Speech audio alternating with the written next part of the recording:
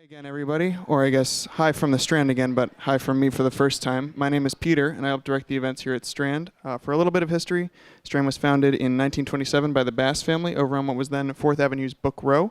Stretching from Union Square to Astor Place, Book Row gradually dwindled until after 91 years, almost 92 actually this month, Strand is the sole survivor still run by the Bass family and still housing new and used books.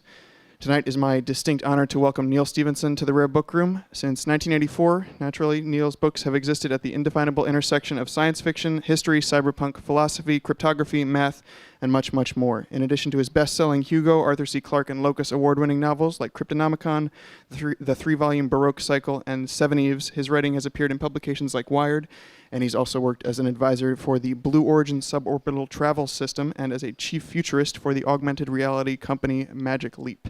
He's here tonight to share Fall, or Dodge in Hell, his brand new novel of death on Earth and birth in the cloud, of mythology and technology, of minutia and maximutia, which I didn't say before this, so just patting myself on the back there. In the words of NPR's Jason Sheehan, he sees just a little bit further and a little bit clearer than the rest of us, and we are lucky to share in that sight through his books and tonight in his presence. So without further ado, please join me in welcoming Neal Stephenson to the Strand.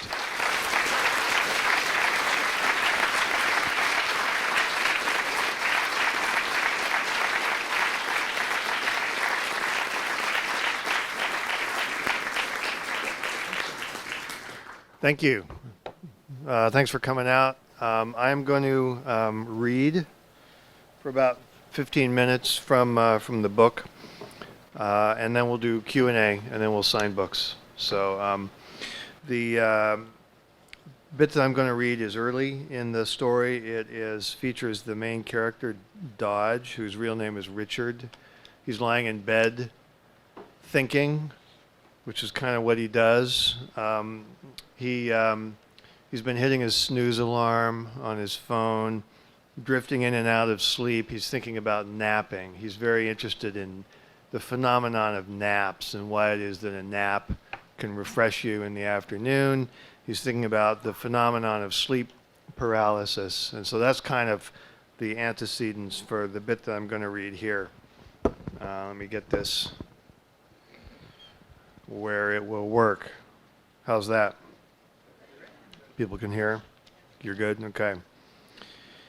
He had developed a theory which was unsupported by any scientific evidence whatsoever that the one and only key to a successful nap was to break the thread of consciousness just long enough for the switch to be thrown to off. When it got thrown to on again, even if it was only a few minutes later, the brain-body system rebooted itself like a fucked up computer that just needs to be unplugged from the wall for 10 seconds and restarted in order to come back to life in clean working order. He got up, pulled on pajama bottoms, urinated, took the pills he was supposed to take before breakfast, and went out to the so-called great room of his penthouse, which was on the top of a 32-story building in downtown Seattle. It was a very expensive piece of real estate that, in the manner typical of Northwest tech industrialists, was built out and decorated in a manner so simple, bare bones, and informal as to be actually kind of ostentatious. Glass doors made up much of its western exterior wall, and he had left these open all night, doubling the size of the living area by joining it to the terrace which faced toward Elliott Bay and the Olympic Mountains beyond. Anomalous splashes of pink and purple flared against the wood, leather, and stone. Richard had a grandniece, Sophia, who for all intents and purposes was his granddaughter, and she came over frequently. Last weekend, her parents, Richard's niece, Zula, and her husband, Chongor, had left her with him for 2 nights so that they could enjoy a little getaway in Port Townsend on the other side of Puget Sound. Richard's terrace had a direct view down onto the ferry terminal. He had a huge pair of Soviet military surplus binoculars mounted on a tripod at the railing. As their ferry had churned away from the terminal, Richard had perched Sophia on a stool and helped her get the lenses aimed down at the ferry, where Zula and Chongor, after parking their car below decks, had ascended to the topmost deck and stationed themselves at the stern to wave up at her. The whole affair had been coordinated by a text message and had come off with the precision of a drone strike, all to the delight of little Sophia. Richard had been unaccountably depressed by it, or perhaps ruminatively melancholy was a better way of putting it. 48 hours of intensive grandniece, great-uncle bonding had ensued. In that short time, Sophia's apparatus of modern kiddom had permeated Richard's apartment.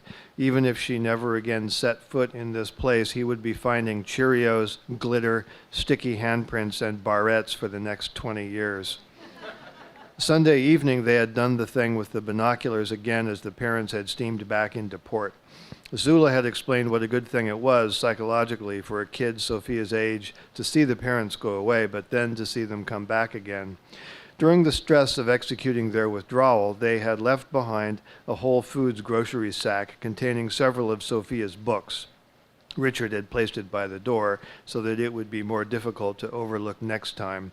But while his coffee machine was processing, he retrieved it. He took it and his coffee to the low table on the terrace and pulled out 2 large-format picture books which he had bought for Sophia on Saturday. Both of them featured the same style of colorful faux naive artwork, for they were both by the same co-authors, Ingrid and Edgar Perrin-Dolère. One was entitled Dolère's Book of Greek Myths and the other Dolère's Book of Norse Myths.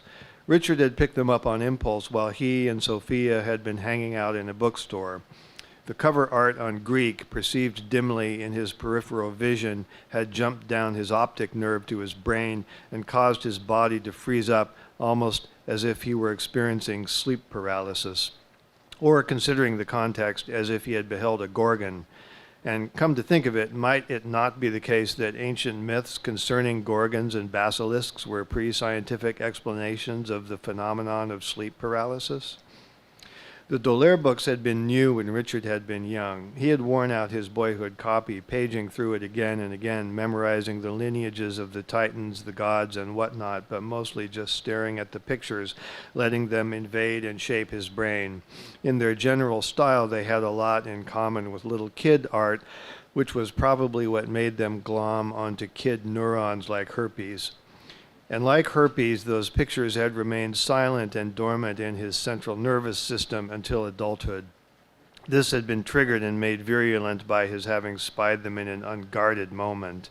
In the bookstore last weekend, he had approached the display like an ancient Hellene, ascending the steps to the temple of Zeus, and beheld the book just like he remembered it, but brand new and unworn, with a new preface written by a famous modern novelist who had apparently had what Richard had had in the way of an infatuation with these books. Sophia, dragged along the whole way as she had been hugging his thigh and using his trouser leg as a handkerchief, had sensed something of the numinous in her uncle's reaction. She had looked up and been infected. Richard had brought Greek and its companion volume Norse and taken Sophia back to the penthouse for a day's total immersion, then handed her back to her parents, an obsessed changeling, jabbering about Hydra remediation tactics and the house-sized mittens of Utgard's Loki, reprimanding her elders for mixing up the Greek and Roman names of the gods. Great had been the wrath of Sophia when it had been discovered that the books had been left behind in the Whole Foods sack. Wide famed would be Uncle Richard's deed this afternoon when, following his outpatient procedure, he would swing by the young family's condo with a Dolère under each arm. In the meantime, he needed to settle one small point of mythological confusion, lest Sophia find out that he was not perfectly clear on the matter and take him to task. It had to do with fates and Norns. One of Richard's first acts upon picking up Greek in the bookstore had been to thumb to its index and look up Furies. He had done so in a furtive, somewhat guilty frame of mind. A peculiarity of Richard's was that he lacked a conscience or superego in the normal senses of those terms. His was a soul lacking any built-in adult supervision. In the course of his life, however, he'd had 10 or so girlfriends of consequence. All of those relationships had gradually gone sour as those girlfriends had got to know him more thoroughly and drawn up manifests of all that was wanting in Richard. Some of them had kept their opinions to themselves until a relationship-ending moment of cathartic outpouring.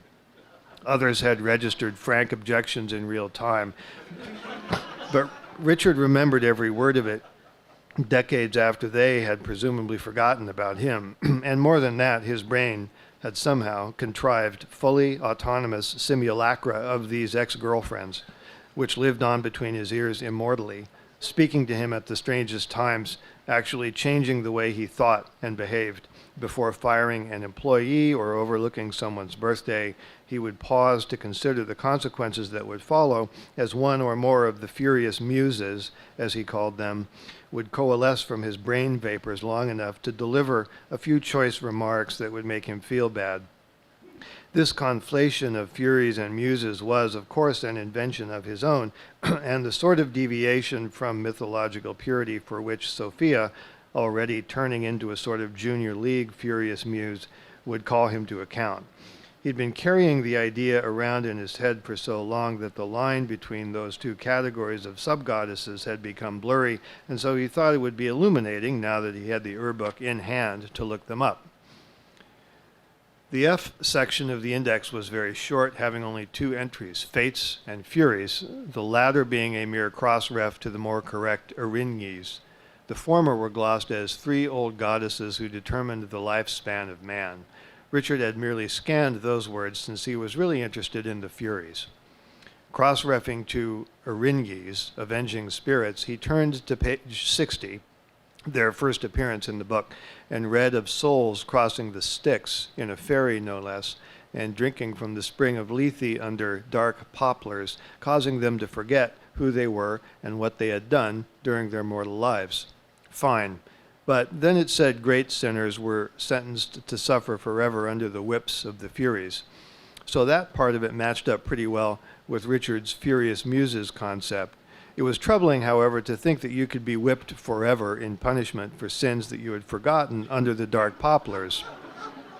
The sinners in the Christian version of hell could at least remember why they were burning in eternal fire, but these poor dumb Greeks could only suffer without knowing why, without, for that matter, even remembering what it was like to be alive and to not suffer. It wasn't even really clear to Richard that a post-Lethe soul could even be considered the same being, for weren't your memories a part of you?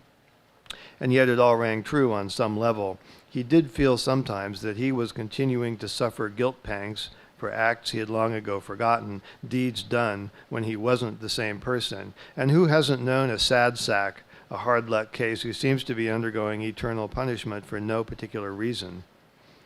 The next Erinyes reference happened to occur just before a 2-page spread featuring the more cheerful topic of the Muses, which was good stuff, way more Sophia appropriate, as well as reminding Richard that his own furious muses were at least as creative as retributive, for some of his best work had emerged from imaginary dialogues with those estimable ladies. So Furies had been the text he was after, and Fates an accidental subtext, but this morning something about it was nagging at him. It had to do with the threads. Lying in bed a minute ago, he'd been thinking about the thread of consciousness and how severing it, breaking the brain-body link, was the key to a proper nap. And he knew that somewhere in D'Aulaire was a picture of the Fates spinning, measuring, and cutting thread. He looked all through Greek as he drank his coffee and found it not. The coffee was unutterably fantastic. The machine cost more than Richard's first car. And there was nothing known to coffee technology that was not embodied in its hardware and its algorithms. The beans had come from an artisanal roaster 100 yards away, a nimble coffee startup founded by Java wizards who had been brought here to work for Starbucks and spun out the moment their stock options had vested. The taste of the coffee was not wonderful, however, merely because the machine and the roasters had done such good jobs, but in the categorical sense that Dodge was awake. He was alive.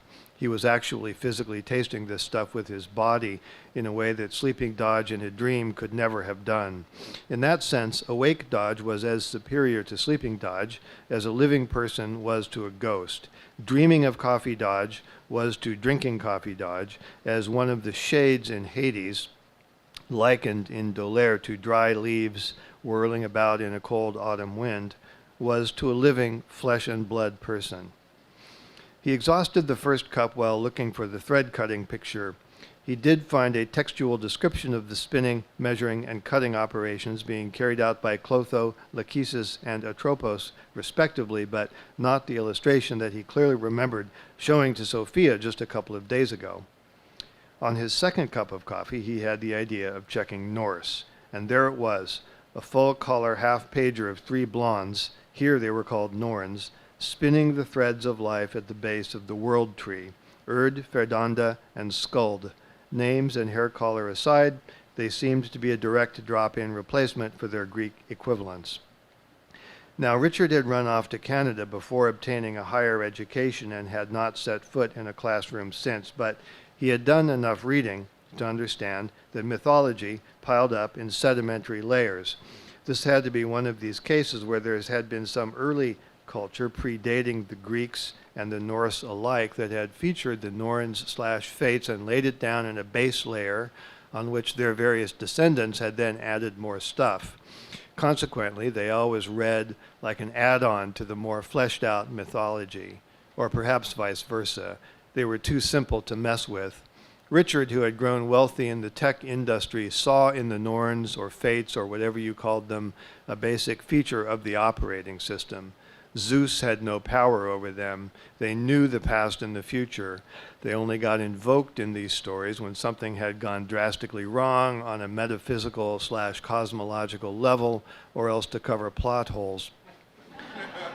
In the Greek version, Clotho was the spinner, the creator of these threads. Lachesis was the measurer, so that would be your snooze button right there. She had her 9-minute tape measure out the whole time Dodge was lying in bed. And Atropos was the cutter, the Greek version of the Grim Reaper, though according to the theory that Dodge was developing, the loss of consciousness when you fell asleep was basically the same as dying, except that you could wake up from it.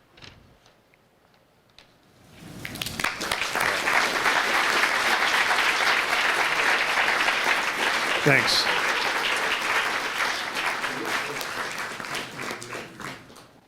So we're going to do Q&A for a bit, and I believe there is some kind of scheme involving microphones that are going to be. So there's one, and there's one. So, and then it becomes a little complex because we have to move the microphones around, but we'll make it work. So, who wants to ask a question? Anyone? Got one over here. Yeah, and then you next. So in the bit you just read, you had a short riff on the importance of memory for personal identity and responsibility. Uh-huh. And I'm wondering if in your research for this book, you treated with philosophical theories of this matter, and if so, if you found any particularly convincing or illuminating? This one was pretty light on research compared to other books that I've written. So if I'm writing a historical book, I have to obviously study the history. If I'm writing something like Seven Eves in the future, I've got to think about technology and that kind of thing. If I'm writing a book that takes place in the present day, I need to go to the places where the characters hang out and see what those places are like. But this book, the character is in places I'm already familiar with, and then they go to a place that's totally made up. So I didn't do a lot of research. I wasn't aiming for any kind of rigorous philosophical underpinnings in this case. It's more of but by design, kind of a hodgepodge of different myths and religions and ideas about consciousness and so on that are all kind of munged together in Richard's brain in a style that is kind of hinted at by the thing that I read. So I think someone had, you've got it, okay, and then there's a gentleman standing up in the back there who I think his turn is next. So, okay. I'm sorry if this is uncouth to ask, but what is the only way I can make sense of Cryptonomicon or Anathem is if they're like a connected story and that Enoch Root is the avatar of an avowed. I'm sorry if that's like not the kind of question you're asking here, but it's killing me. So I'm gonna shed layers here because it's pretty warm. So don't be distracted. Anathem is in its own lane. Okay. Okay. So some of these other books, there are these connections. Yeah. Sure. Thanks. And you'll see some of them in the new book. But Anathem is not connected into that line of stories at all. Thanks very much. Sure. I have a two-layer question, so I'll ask the first one. Okay. I've read a little bit. I haven't read far enough to get in, but I'm Okay. going to ask you this. Okay. In the beginning, I see where you're going with the Greek mythology and all the character threading in life and all.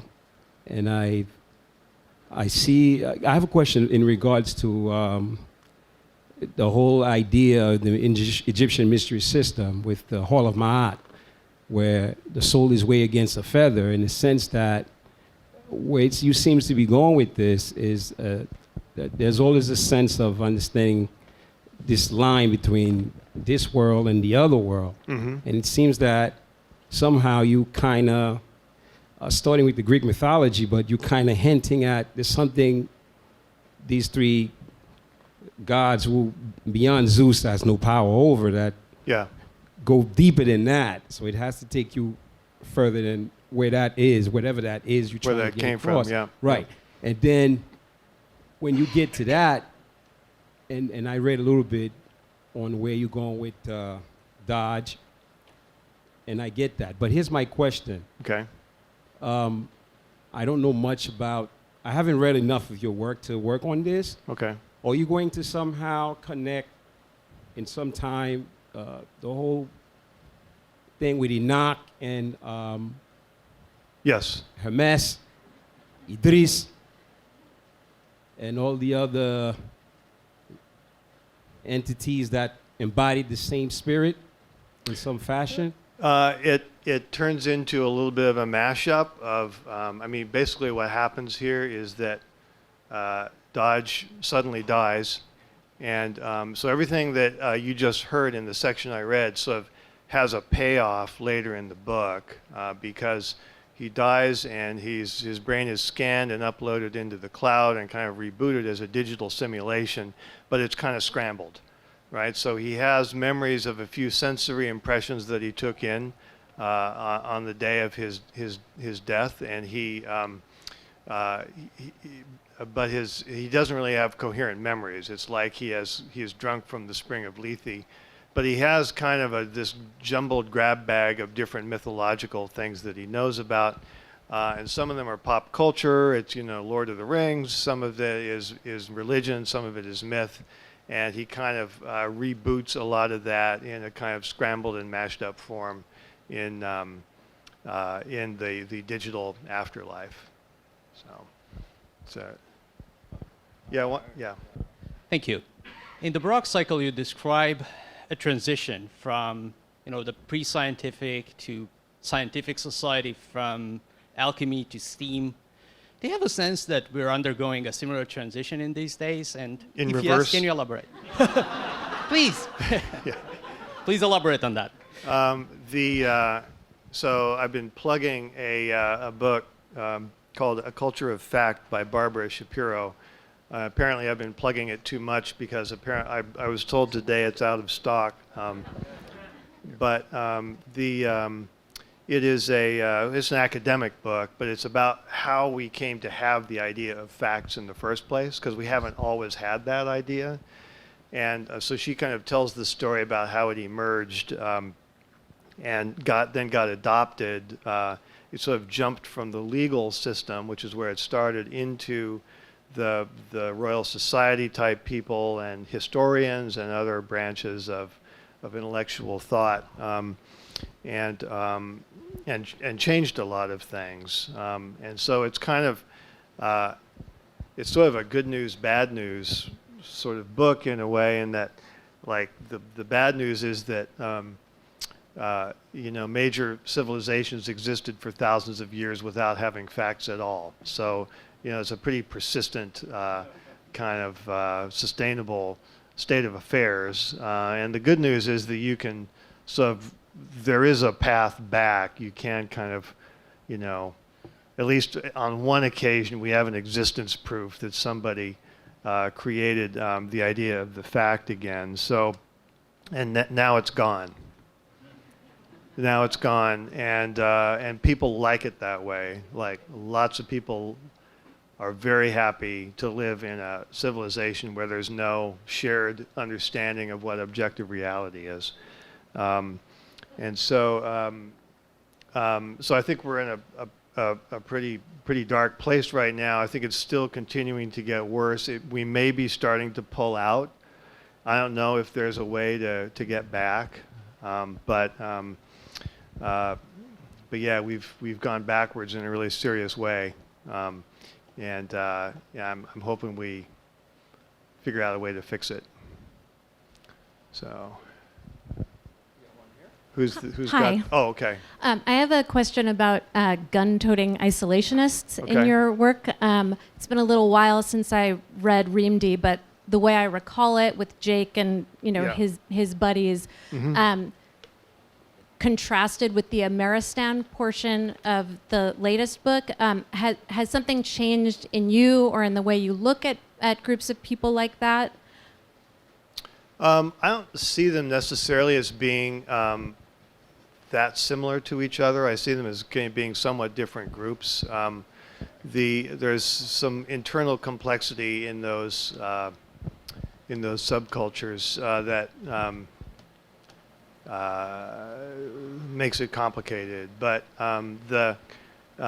what's going on with the Ameristan people is basically that they've been watching algorithmically generated content for so long. It may be the only exposure to media they've ever had in their whole lives.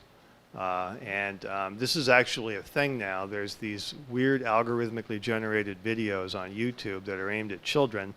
If you let your kids just watch YouTube unsupervised long enough, they'll stumble upon these videos and they just keep playing. And they're kind of weird, nonsensical mashups. No one knows where they come from. And they just keep playing and generating engagement. So I'm just kind of asking the question of what if you were a person who had never read a book, never learned to read, never seen a movie or a TV program as we normally think of those media, but you had spent your whole life watching that stuff. And I think you would be profoundly insane. So that's kind of what's going on in the Ameristan part of the book. I've kind of lost track of where Another one over here. Okay. I noticed today that your Wikipedia page has a photo from your appearance in San Francisco last week. Okay. But at the same time, there's still a typo in the Kindle edition of Anathem. Oh. And that's been there the whole time. It's missing a letter. Okay. And the Audible copy of Reamd has the chapter breaks all wrong. And I don't see any mechanism for, invested readers to, connect with that, because we've got this monolith of Amazon between us and the publisher and you. And I was wondering if you foresee anything short of like waiting for these things to go to the public domain. Do you, as an author, see any continuum between the kind Like of for fixing bugs? what you see is what you get versus For waiting 25 years? Posting bug reports and basically, I mean, I'm not joking, and getting things fixed? Like what's the...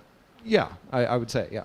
Yeah, how to do that. I think you can just actually contact the publisher directly. I wouldn't go to a bookseller necessarily, but I think if you kind of point these things out, that they will find their way to people who have the power to fix them.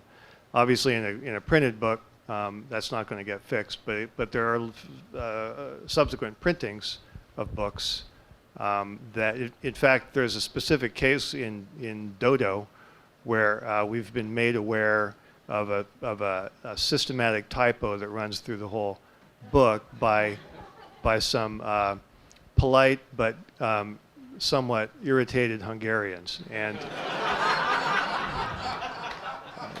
and so obviously we can't fix the books that have been printed, but we can try to fix that misspelling in a later printing, and that's just because they sent email. So there is it's not quite as hopeless and monolithic as it might look. Yeah. Had one right in the front row, actually. Hi. So it's interesting because I was, what was the name of that fact check book you're talking about, Barbara? A Culture of Fact by Barbara Shapiro. So I'm curious how much of that contributed to, like, I mean, I'm assuming that came out before you wrote this. Yeah. How much of that contributed to your creation of this, I don't want to spoil anything, but the editor process, which I thought was absolutely brilliant. Oh, thanks. And if you think that facts are sinusoidal, like if they get higher or lower over time, Yeah. like is that something that's gone on? I think that when we first got facts, we got them because people wanted them and saw some personal advantage in adopting this concept. So if you're a scientist, like if you're an early scientist in the Royal Society, to name an example, you're going to meetings that are like, it's 25 crackpots and Isaac Newton, right? And so if you're kind of on the ball and you know what the deal is, you're frustrated because you have these long meetings and you've got to listen to the crackpots for 3 hours before Isaac Newton stands up and announces his latest. And so you're feeling a strong incentive at that point to have a way to filter, right? And so it benefits you to adopt that concept, and it's enough of a top-down kind of hierarchical society at that point that important people at the top can kind of say how it's going to be. Right now, I think the basic problem seems to be that a lot of people are seeing some advantage, at least temporary advantage, in being able to ignore facts. They see it, it's a political sort of tactic that can be used to achieve a political end. And so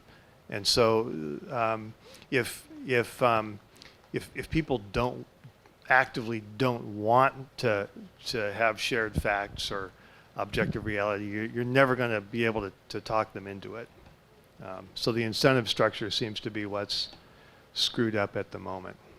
I have a very specific question, and it's okay if you don't know the answer. Okay. In Anthem, Yeah. the secret Earthbound people are eating this very highly described but impossible to understand what they're actually eating food. Okay. My question is, what was it? What were they eating? What did they bring from Earth? Mushrooms? Mushrooms? Yeah, I assume. Okay. I mean, it's been a while. I've scoured the internet. It's very difficult to figure this out. Did you say Anthem? Yeah, in Anthem, the Jules Verne Durand is eating this like food. They then examine his leavings to determine that he's not actually part of ARB, and he's eating some very beautifully described but impossible to understand what it actually was meal. And I was just curious if it was something that you knew what it was. And if you don't, that's great. It's just lost to the annals of history. No, I went off on the wrong track, so I thought you were talking about a different thing in Seven Eves. Oh, okay. Yeah. I don't know. I mean, mostly they eat.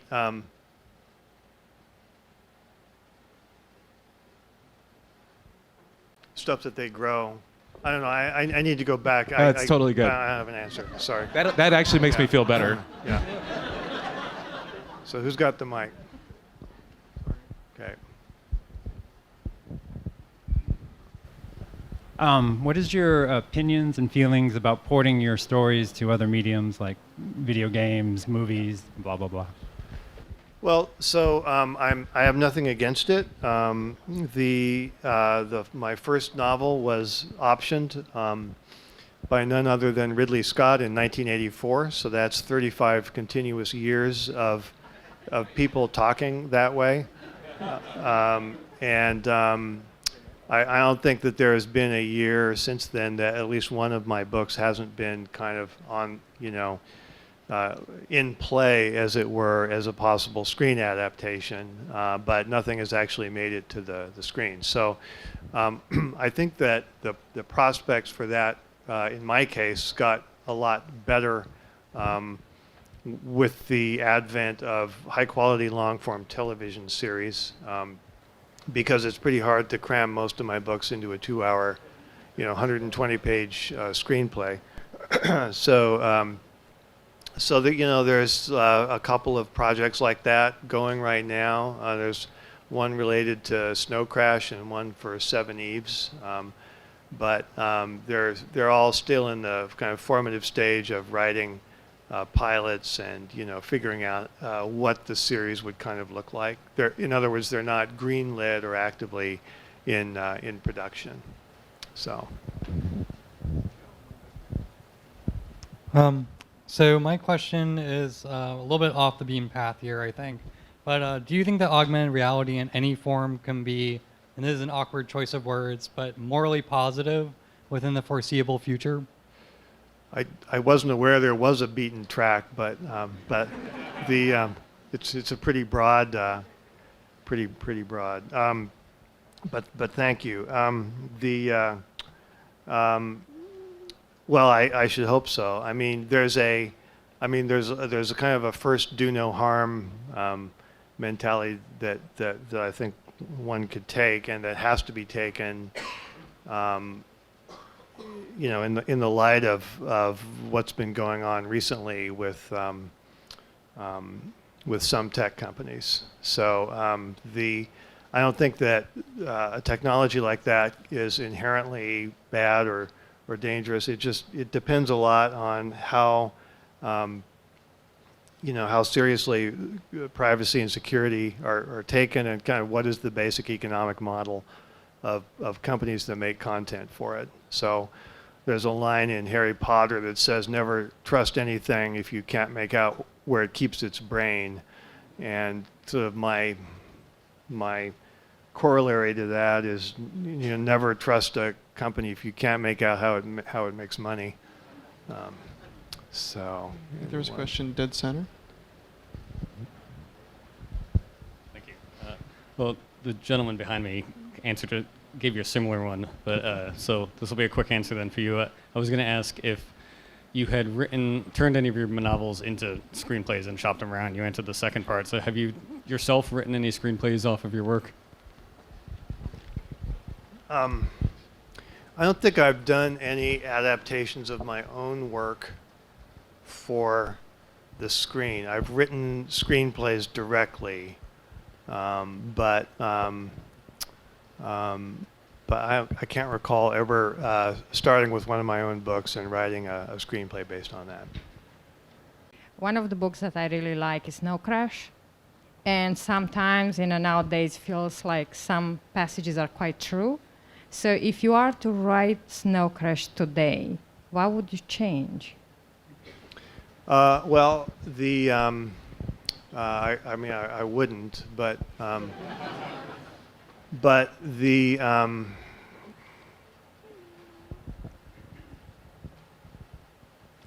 I think maybe it's easier to point out a few things in Snow Crash that I think I got wrong. So one of the things I got wrong was that, to begin with, I don't think the internet is mentioned anywhere in the book. I knew of the existence of the internet at the time I wrote it, but it wasn't a thing yet. So what's described there is more modeled after television and television networks than it is after sort of the internet as it actually did happen. So it's more centralized and controlled by a specific media company, and they've created kind of artificial scarcity by having a limited amount of real estate on the street. And that's not really kind of what happened with the internet. And the way that they've made 3D graphics hardware cheap enough for normal people to own it is through a kind of television model, which isn't, again, what happened. What really happened was that it was video games that led to that. The adoption of video games made that hardware cheap enough for normal people to own it. So there's just a bunch of things like that worked out differently than is really predicted in Snow Crash. First of all, thank you for a lot of pleasure and enjoyment I've gotten from your books. You're welcome. Is there...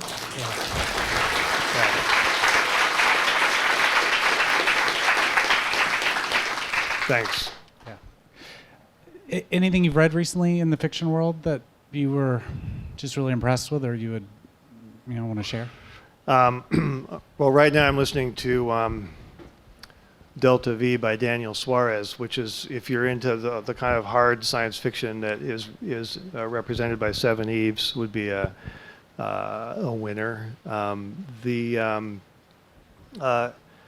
couple recent pieces of fiction that I think are kind of underrated are Crooked by Austin Grossman, which is a fictional autobiography of Richard Nixon, in which he's explaining that through his whole career he was single-handedly fighting to save the world from an influx of Lovecraftian horror. And so all of the weird stuff that happened in his life, like him, like when he looked all sweaty in the Kennedy-Nixon debate, and people made fun of him because he didn't wear makeup and he looked terrible. Well, right before the debate, just backstage, he was attacked by a demon and had to single-handedly, and so it's beautifully done, and it's all written in a exactly pitch-perfect, self-pitying Nixonian style. So that's a good Crooked by Austin Grossman. And then just about anything that Matt Ruff writes, I think is great. That's RUFF. So coincidentally, his most recent one is called Lovecraft Country, and has to do with, and it's being turned into a TV show actually now, but he's got a whole bunch of them, and they're all kind of different from each other. So he always goes off in a completely different direction with each book, but it's always an interesting direction. So those are a couple that I think are kind of underrated and worth checking out. So let's do one more. Yeah. Hi, thank you. So my question is, I haven't read any of your books. Okay. But I've listened to most of them. Oh, okay. And I just wanted your opinion as an author, if you want people to listen to your books as audiobooks, or do you want them to read it? It's a very different thought process. So Yeah, I was it is. wondering. I think audiobooks are great. I'm fascinated by the way that medium has come into its own kind of out of nowhere.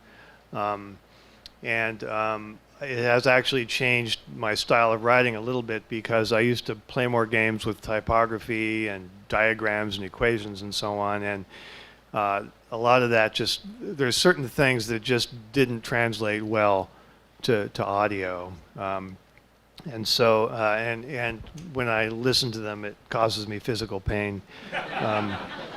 So, for example, when they did the unabridged Cryptonomicon, I knew that there were a few pieces there that would be terrible, that couldn't be read. There'd be a diagram or an equation or just a block of encrypted ciphertext, which, and there had been an earlier attempt to do some audio of that, where the actor would dutifully read out all of the random letters in the ciphertext,